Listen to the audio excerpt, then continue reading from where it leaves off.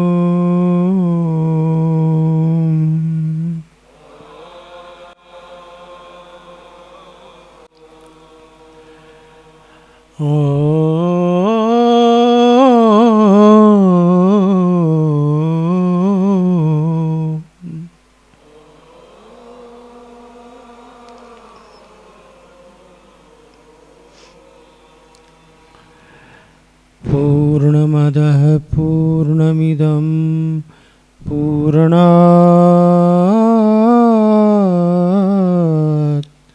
पूर्णमुदच्यते पूर्णस्य पूर्णमादाय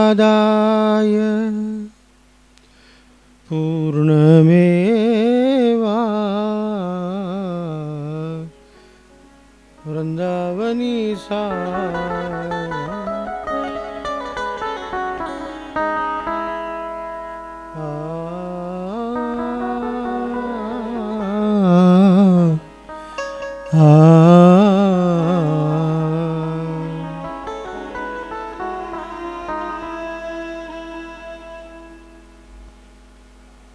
पूर्णमेवा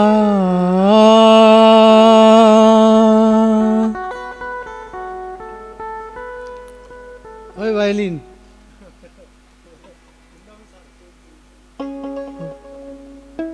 पूर्णमेवा वशिष्यते ओ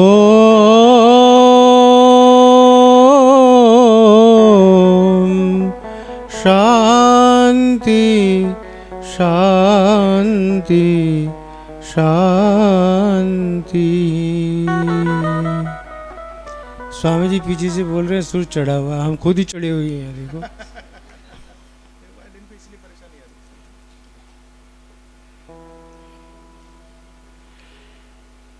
या देवी सर्वभूतेषु, बोलो बता,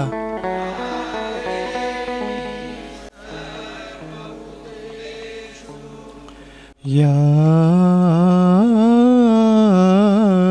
देवी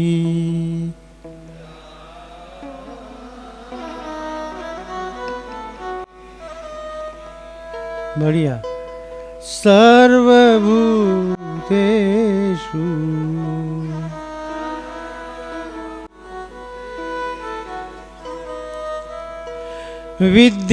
विद्यारूपेण संस्थिता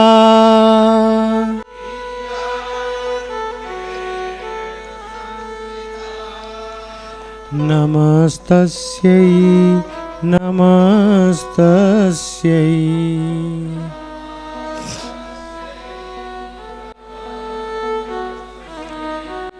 नमस्तस्यै नमो नमः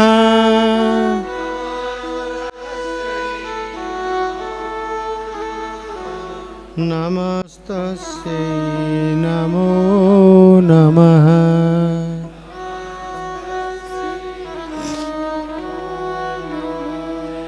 बोल हरि बोल हरि हरि हरि बोल, बोल हरि बोल हरि बोल, बोल हरि बोल हरि हरि हरि बोल, बोल हरि बोल हरि बोल हरि बोल। केशव माधव गोविंद बोल, केशव माधव गोविंद बोल, केशव माधव गोविंद बोल, केशव माधव गोविंद बोल, बोल हरि बोल हरि बोल हरि बोल हरि बोल, बोल हरि बोल हरि बोल हरि बोल हरि बोल हरि बोल, हरि बोल हरि बोल। भाव भावेश्वर महादेव की जय। भगवती पीताम्बरा मात की ब्रह्मलीन श्री सद्गुरुदेव स्वामी श्री अखंडानंद जी महाराज की जय। व्यासपीठ पर विराजमान स्वामी चिदंबरानंद जी महाराज की देवी भागवत महापुराण की सभी श्रोताओं की सभी माताओं की बस श्रोताओं में तो माता नहीं आ गई थी क्या? सभी बजाने वालों की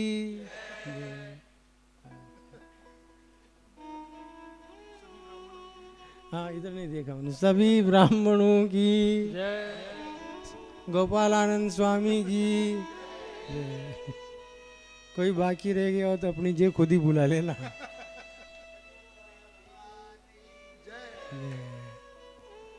अच्छा आज मूड बहुत अच्छा है स्वामी विद्यानंद का।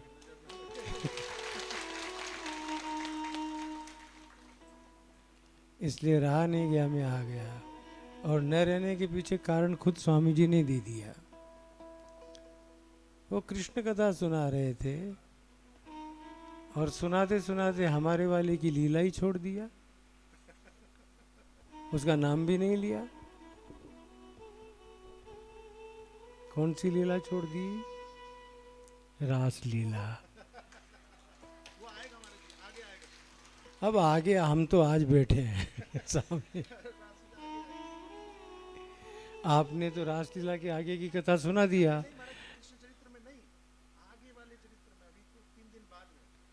हम 3 दिन तक थोड़ी राह देखेंगे अभी।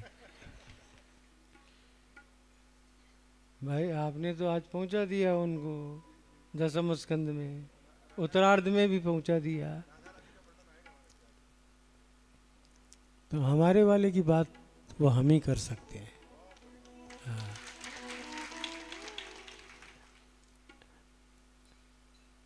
वैसे एक बात आपको बताऊं, कृष्ण में और माता में कोई अंतर नहीं है।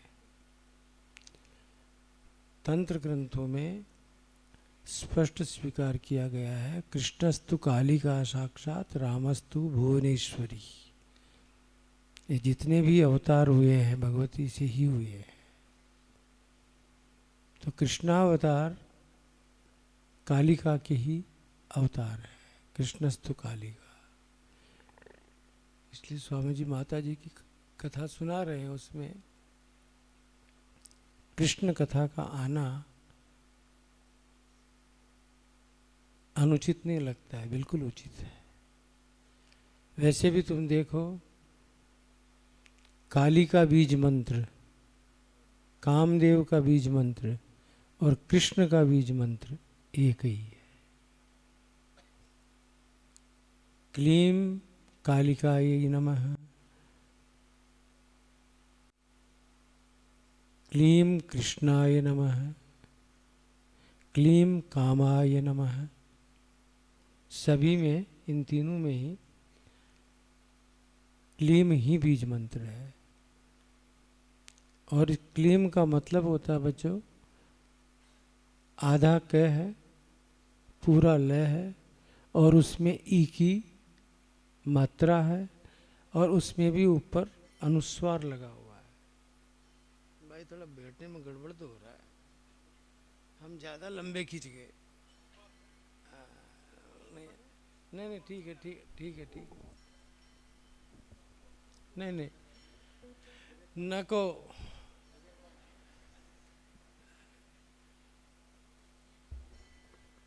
हम ये शिक्षा देना चाहते हैं कि हम काम चलाऊ भी काम कर लेते हैं। जैसा देश वैसा वेश हो जाना चाहिए। ओंकार में जिस तरह से स्वामी जी महाराज कह रहे थे अभी की 4 मात्राएं हैं, अकार, उकार, मकार और अर्धमात्रा। वैसे आप देखिए क्लीम में भी आधा क, पूरा लय और बड़ी ई की मात्रा और उसके ऊपर अनुस्वार है, क्लीम। ओंकार स्वरूप ही है क्लीम। और जो अकार, उकार, मकार और अर्धमात्रा अथवा शिव पुराण के अनुसार हम नाद को भी स्वीकार कर ले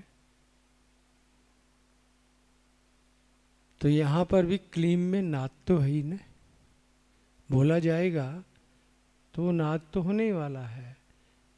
तो यहाँ भी नाद ब्रह्म भी जुड़ा हुआ है।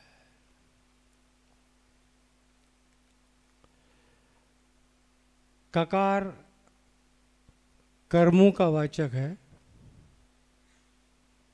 आपके द्वारा होने वाले जितने भी कर्म हैं उन सबका संप्रेरक बन करके बैठा हुआ है। लकार उन कर्मों का साक्षी बना हुआ है। और इकार अगर इसमें न हो तो ये बीज मंत्र सार्थक ही नहीं हो सकता है। इकार शक्ति का रूप है, भगवती का स्वरूप है। और ये अर्धमात्रा जो है ये ब्रह्म का ही पाद है।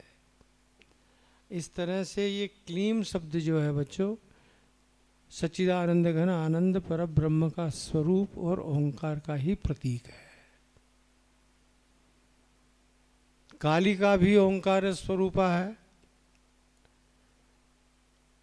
भाई रजोगुण, तमोगुण और सतोगुण इनसे ये सब देवता पैदा हो गए हैं। तो फिर ये जो तीनों देवियां पैदा हुई है उनमें भी तो रज, सत्व और तम तो है ही ना। महाकाली किसका स्वरूप है?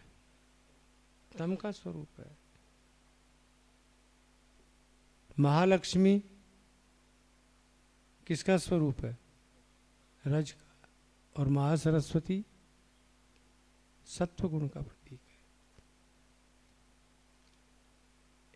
और इन्हीं तीनों गुणों से देवता पैदा हुए हैं। इसलिए कहा जा सकता है कि ये सभी देवता भगवती के द्वारा ही समुद्भूत हुए हैं। देवी भागवत के अनुसार बोल रहा हूँ कि भगवती से ही समुत्पन्न हुआ है ये सारा संसार। और वैसे भी देखो तो माँ का जो स्वरूप है संसार में भी अत्यंत विशिष्ट है, अत्यंत विशिष्ट है। इसलिए वेदों ने भी पहले मातृदेवो भव बोला। और हम लोगों का नंबर तो 4th क्लास में आया है ना स्वामी जी? हाँ देख लो आप। मातृदेवो भव, पितृदेवो भव, आचार्य देवो भव, अतिथि देवो भव। फिर मैंने एक 5वां और कर रखा है, परस्पर देवो भव। तुम एक दूसरे को भी देव समझो। ऐसी उस भगवती की ही स्वरूप भूता भगवती राशीश्वरी है।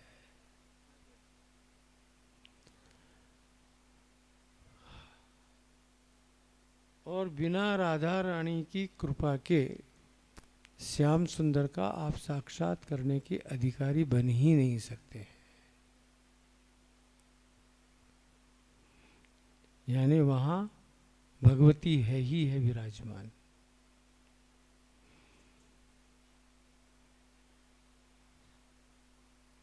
श्रीमद् भागवत का ये जो पक्ष है बड़ा मजबूत पक्ष है।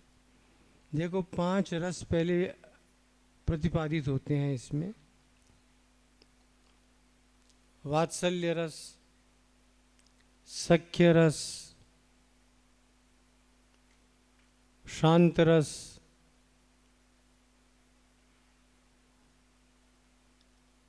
और इसका जो मजबूत पक्ष आता है आगे आकर के श्रृंगार रस। उसके भी 2 विभेद हो जाते हैं, एक संयोग श्रृंगार और एक वियोग श्रृंगार, जिसको भागवत की भाषा में ये कह सकते हैं संप्रयोगात्मको ही विप्रयोगात्मको ही श्रृंगार है। ये संयोग श्रृंगार और विप्रयोग श्रृंगार होता है। भगवान श्री कृष्ण से मिलने की प्रबल आकांक्षा दो प्रकार से हो सकती है, एक तो श्रुति मार्ग के द्वारा और एक दृष्टि से, प्रत्यक्ष दर्शन से। श्रवण करके और हम भगवती के साथ जुड़ सकते हैं, भगवान के साथ जुड़ सकते हैं। जैसे कि अभी आज चौथा दिन है लगभग, स्वामी जी महाराज ने आप सबको बांध के रखा हुआ है। इतनी मस्त कथा सुना रहे हैं कि आप लोग आ ही जाते हो। मेरे को बीच वाली जगह खटक रही है, कैसे यहाँ इतने लोग गायब कहाँ हो गए। कल मुझे हॉल में जगह नहीं दिखनी चाहिए। हाँ, नहीं बैठे तो हैं वो, मेरे को मालूम हो, लेकिन वो भोजनालय के बाद बैठे हैं, बाहर बैठे हैं कि जो ही छूटे तो पहले हम अंदर घुस जाएं। ऐसे भोजन भट्ट भी तो आते हैं ना अपने पास। तो आप प्रेरणा किया करो कि भाई अंदर बैठा करो, श्रवण करो। इतने अच्छे वक्ता आपको प्राप्त हुए हैं, मैं जितनी प्रशंसा करूं वो कम है बच्चों। आपको आनंद आ रहा है या नहीं? वाह, ताली बजा दी मेरे बोलने के पहले ही। स्वामी जी को तो बोलना पड़ता, ताली क्यों नहीं बजाई?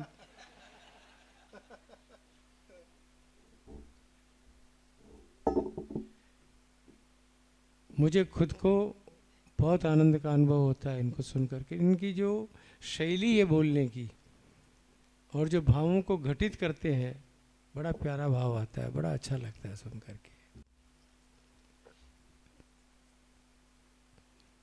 तो मैं कह रहा था आपको कि भगवान के दर्शन के लिए, भगवान की प्राप्ति के लिए दो उपाय होते हैं, एक तो गुणश्रवण और एक प्रत्यक्ष दर्शन। श्रवण से भगवान की तरफ आकृष्ट होने वाले आप, हम सब, ये महात्मा सभी लोग हैं। श्रुत्वा गुणान् भुवन सुंदर शृण्वतां ते निर्विश्य कर्ण विवरै हरतोऽङ्गतापम्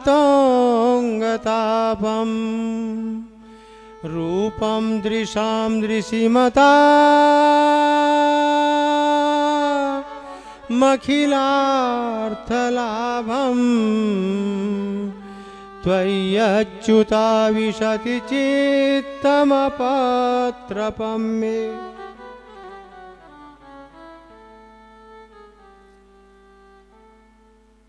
भगवती भगवान श्याम सुंदर को लव लेटर लिखती है। और स्वामी जी, लव लेटर लिखने की परंपरा कोई आज की नई नहीं है।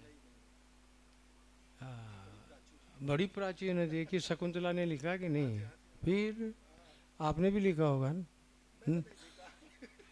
मैंने तो लिखा है। अब आपको आश्चर्य होगा कि अब आपको आज बताऊं राज, मेरा लव लेटर मेरे कन्हैया के लिए होता है।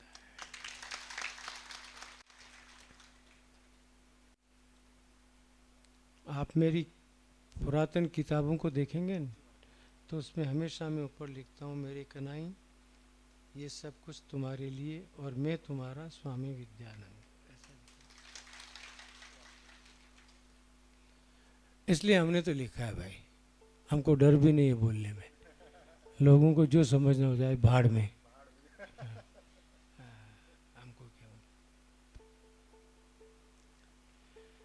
दुनिया पागल हो गई, दुनिया पागल हो गई, जो कहनी है सो कह।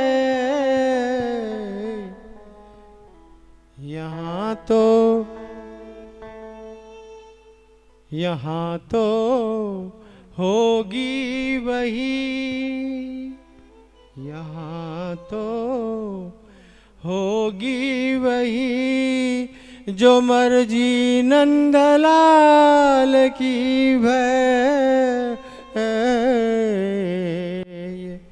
दुनिया पागल हो गई।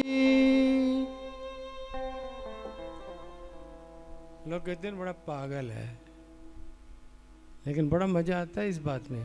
पागल होना अच्छा होता है बेटा।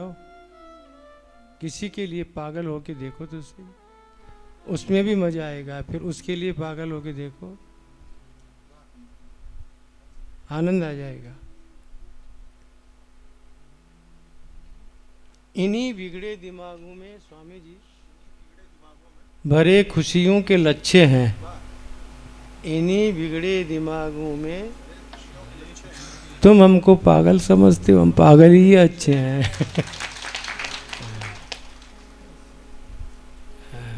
लोग समझे जो भी समझे। श्रुत्वा गुणान् भुवन सुंदर शिन्वतां ते, भगवती रुक्मिणी ने एक ब्राह्मण के साथ ये पत्र भेजा था भगवान श्री कृष्ण के पास। प्रेम पत्र लिखना सीखना हो तो रुक्मिणी से सीखिए। क्या बढ़िया प्रेम पत्र लिखा है, पहला ही श्लोक। देखो तुम्हारे प्रेम पत्र को कभी भागवत में जगह मिली? कोई पूछता है तो भाव भी पूछता है तुम्हारे प्रेम पत्र को? ऐसे लिख लिख के कितने पटक देते हो, क्या फर्क पड़ने वाला है। पुराने जमाने में एक गीत चला करता था, मेरा प्रेम पत्र पढ़कर तुम नाराज न होना, है ना स्वामी जी? सुना होगा आपने भी। हाँ, क्यों लिखना पड़ा भाई नाराज न होना? क्योंकि बात ही ऐसी करने वाले हो। और हमारे यहाँ का प्रेम पत्र देखिए, श्रुत्वा गुणान् भुवन सुंदर शिन्वतां ते। हे श्याम सुंदर, ते गुणान् श्रुत्वा, आपके गुणों का श्रवण करके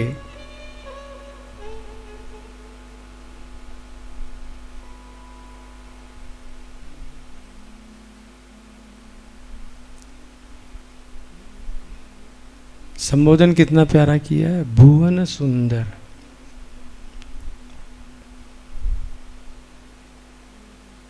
यार चीज पसंद करना हो तो ऐसे ही करना चाहिए ना। आलतू फालतू चीज में कहाँ मन लगाना।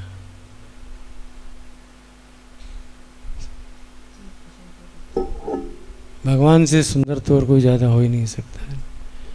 या तो हमारे शिव जी के लिए कहा गया है सत्यम शिवम,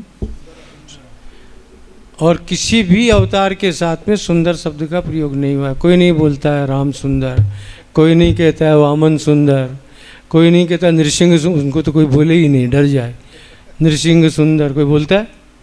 लेकिन जो भी बोलता है वो बोलता है श्याम, है कि नहीं? भुवन सुंदर, आपके सद्गुणों का श्रवण करके, श्रुत्वा गुणान् भुवन सुंदर शिन्वतां ते, निरविश्य कर्ण विभरै। देखिए मेरी तरफ देखो। निरविश्य कर्ण विभरै हरतोंगतापम। यहाँ अंग शब्द जो है शरीर के अंगों के लिए नहीं है स्वामी जी। अंगम नाम मित्रम।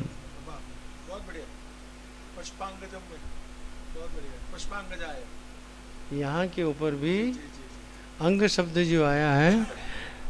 देखिए भगवती रुक्मिणी श्री कृष्ण के पास में अभी तक पहुंची नहीं है, लेकिन बोलना क्या शुरू कर दिया है?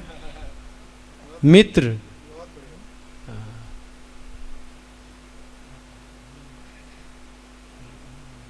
ये तमाशा है और क्या है अपना।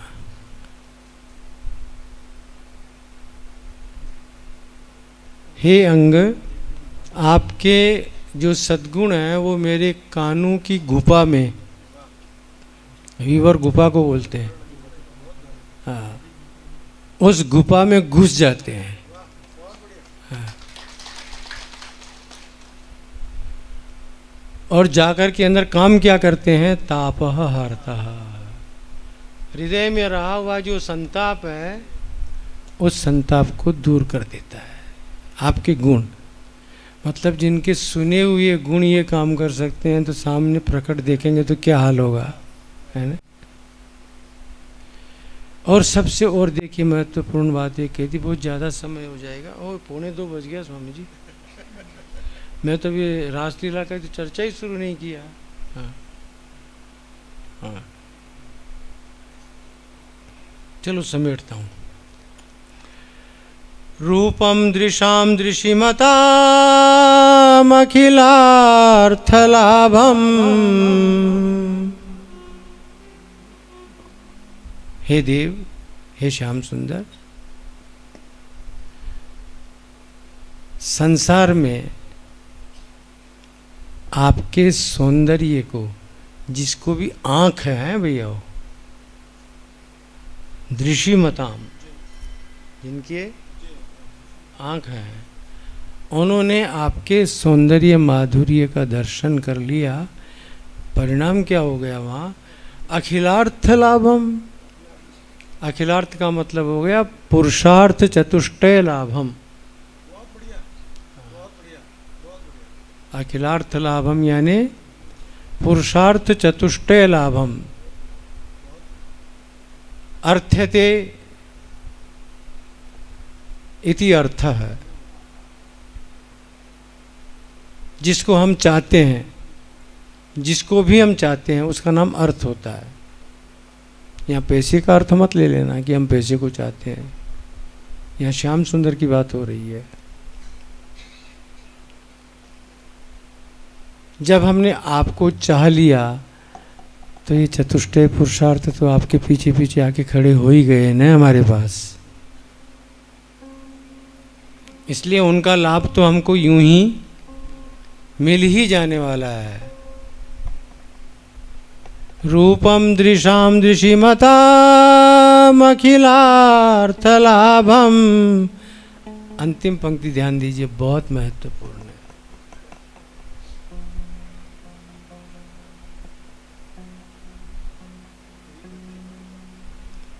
त्वयि अच्युता विशति चित्त मपत्रपम में। अपत्रपम, अत्रपम निर्लज्जम। मेरा जो चित्त है आपके चरणों में निर्लज्ज होकर के प्रविष्ट होता ही जा रहा है। मतलब किसी लोक लाज की परवाह, अब होंठ सिए जाएं, चाहे काटी जाएं नोकें जुबां, हम अंजाम से बेपरवाह होकर जिक्र तुम्हारा करते हैं।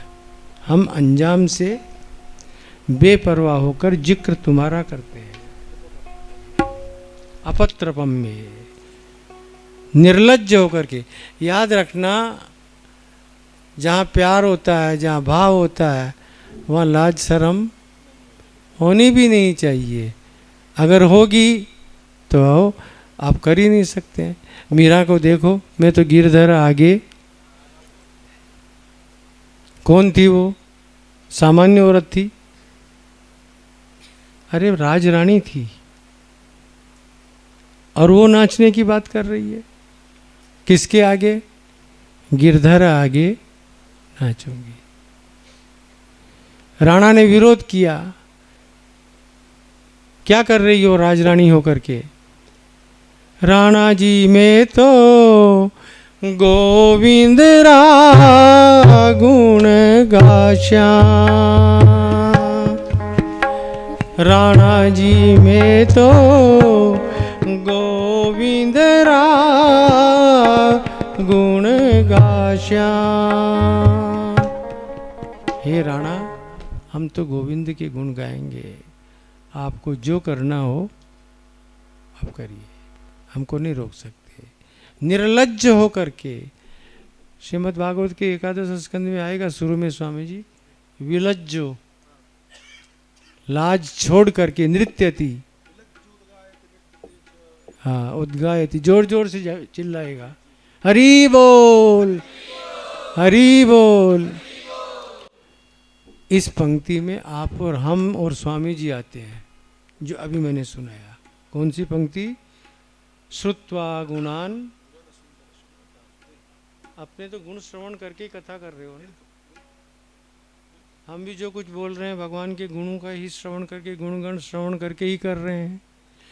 और ये भागवत कथा क्या है? भगवान के गुणगान वितान की ही तो बात है, उसी का तो विस्तार है। लेकिन गोपांगनाएं उससे अलग, मैं वहाँ लेके चल के और छोड़ दूंगा, फिर बाद में देखेंगे किसी दिन। हाँ। गोपांगनाओं का भाग्य देखिए आप। अक्षण्वदां फलमिदां न परं विदाम सख्यः पशूननु विवेशयतोर्वयस्यै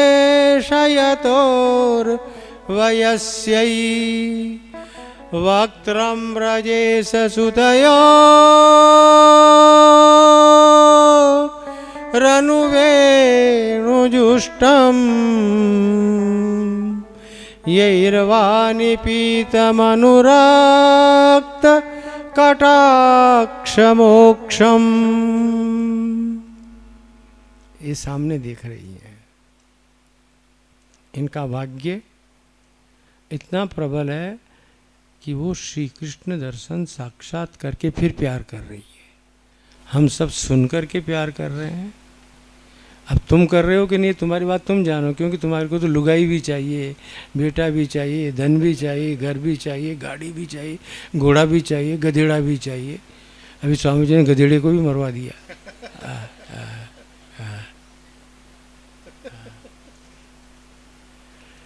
तुमको तो सब चाहिए ही चाहिए, लेकिन तुम मेरा ये फाड़ के देखोगे ना, तो यहाँ केवल भाव भावेश्वर और श्याम सुंदर मिलेंगे और कुछ नहीं मिलेगा। और ये केवल मेरा वाचारंभण नहीं है बच्चों, तुम जानते हो मुझे, आज 30 सालों से तो मैं तुम्हारे पास यहाँ रह रहा हूँ।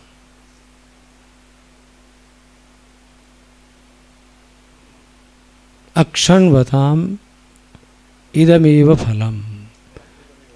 जी, अगर आपको आँख मिली है तो उस आँख का फल क्या हो सकता है? तो बोला इदम।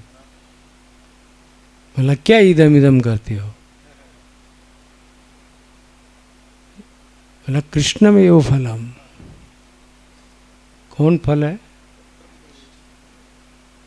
कृष्णमेव फलम। क्या बोलती हो गोपियों? तुमने कृष्ण को फल बना दिया। आम का फल, केले का फल थोड़ा ही दिन होता है तो सड़ भी जाता है और बिगड़ भी जाता है, तो तुम उनको फल बना रही हो। बोला हाँ बना रही हैं, और दावे के साथ बोल रही हैं। श्रुतयः पुवाल कल्पाः।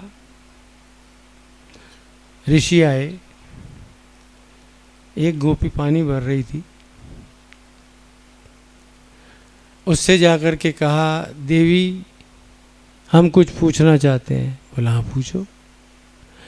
बोला वो नंद नंदन सच्चिदानंद घन आनंद परब्रह्म नीलवर्ण भगवान श्याम सुंदर कहाँ निवास करते हैं? आ गए थे ना वृंदावन की साइड में, तो बोला कहाँ निवास करते हैं? बड़ा लंबा चौड़ा नाम बोल दिया। तो गोपी कहती है 1 किलोमीटर लंबा नाम बोल रहे हो, इस नाम का तो कोई आदमी हमारे यहाँ है ही नहीं।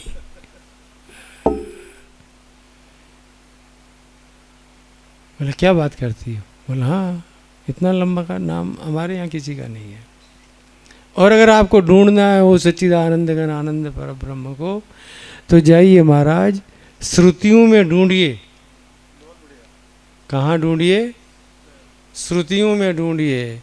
तो ऋषि कहते हैं श्रुतयः पुवाल कल्पः तत्र वयम किम चिन्मः। वो श्रुतियाँ तो पुवाल हो गई। पुवाल तो तुम जानते ही हो, भात निकालने के बाद क्या होता है, क्या बचता है? जोर से बोलो ना। पराड़। पराड़ कोई पुवाल बोलते हैं हिंदी में। तो क्या बचता है? बोलो। वो पुवाल बचता है। माल तो निकल गया होता है। तो श्रुतयः पुवालकल्पा तत्र वयम किम चिन्मः है, वहाँ हम क्या जाकर के ढूंढेंगे, हमको क्या मिलने वाला है, हमने तो सुना था कि वो यहीं पर है। तब वो गोपी जवाब देती है, अरे ओ महात्मा जी, जाओ किसी गोपी के आंचल में मुंह ढांपे पड़ा होगा। क्या जवाब दिया, हाँ।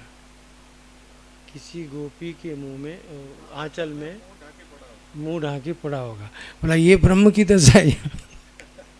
कोई वेदांती सुनेगा ना।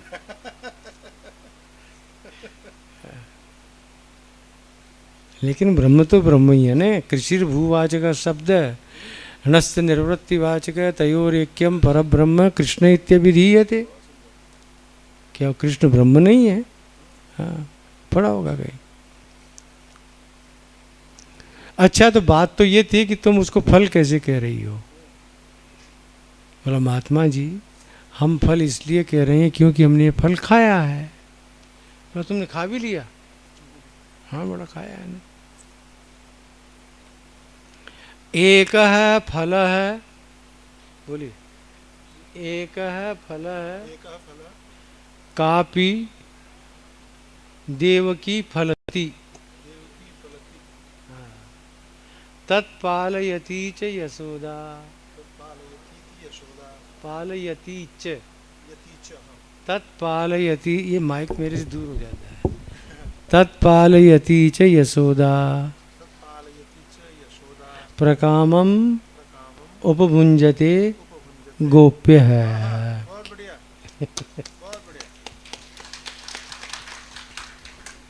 एक देव की नाम की लता ने एक फल फला और उस फल को पकाया किसने? तो बोला यशोदा ने। पालन पोषण किसने किया? तत्पालयती च यशोदा। और जब पक के तैयार हो गया तो गोपी कहती है महात्मा जी, हम ऐसे ही बात नहीं करते हैं, प्रामाणिक बात करते हैं। स्वाद लिया है, तत्प्रकामम उपभुंजते गोप्य है, हमने उसका सेवन किया है, इसलिए जानते हैं कि वो फल है। इदमेव फलम कृष्णमेव फलम।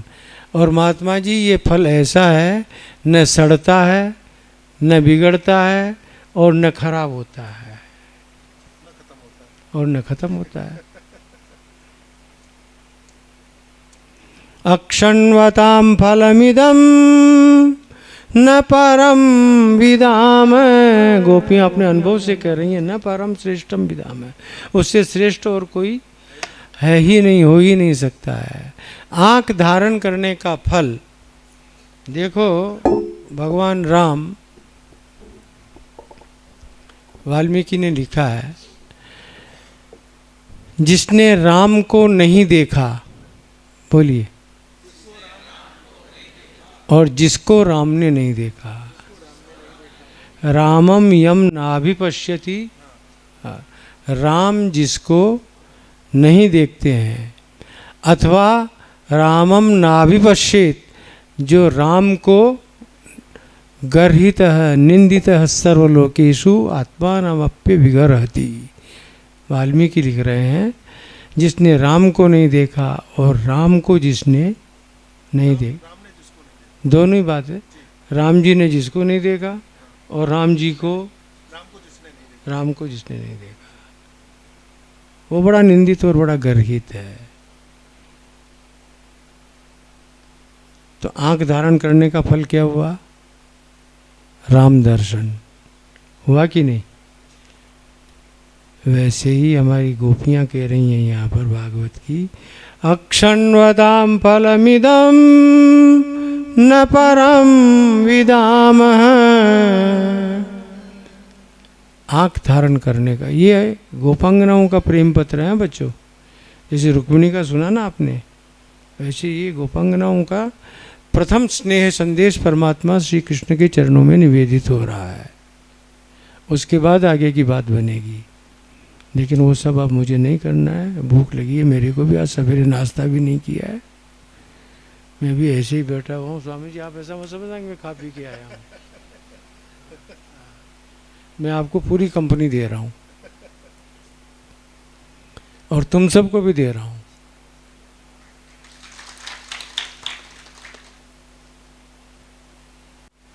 अभी वो बात जो मैं सुनाना चाह रहा था आज नहीं आई, शायद 2-3 दिन बाद आएगी, तब कर दूंगा। ये महाराज हुआ क्यों और किसके कारण हुआ? ये तो भूमिका में बता रहा था आपको, किस तरह से गोपांगनाओं ने अपने भावों की अभिव्यक्ति दी। यहीं तक अभी हम बोलेंगे और फिर अपनी वाणी को विराम देते हैं। स्वामी जी महाराज आगे माइक संभालेंगे और आरती। आज कीर्तन रहने दो। हाँ, आरती करेंगे सीधी। सीधी सीधी करना, टेढ़ी मत करना।